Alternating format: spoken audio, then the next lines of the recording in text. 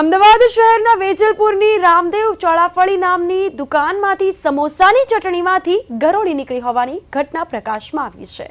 તો મહિલા સમોસા લેવા માટે ગઈ હતી અને એની સાથે આપેલી ચટણી પણ તે ઘરે લાવી હતી અને તે ખોલીને જોતા તેમાંથી ગરોળી નીકળી હોવાનું સામે આવ્યું। મ્યુનિસિપલ કોર્પોરેશનના ફરિયાદ નંબર પર આ મામલે ફરિયાદ નોંધાવવામાં આવી છે।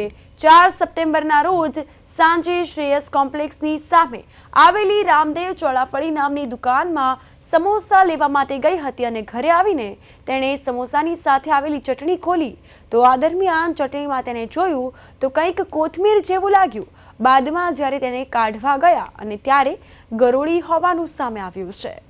તો તેમણે સમોસાની ડીશ એમની એમ રાખી દીધી હતી। સમોસાની ચટણીમાંથી ગરોળી નીકળતા તેઓ દુકાને ગયા અને દુકાનદારને આ બાબતે જાણ કરી તો ચટણીમાંથી ગરોળી નીકળી, પરંતુ દુકાનદાર આ બાબતે સ્વીકાર કરવા તૈયાર નહોતો, જેથી આ મામલે તેમણે કોર્પોરેશનના ફૂડ વિભાગમાં ફરિયાદ કરી છે।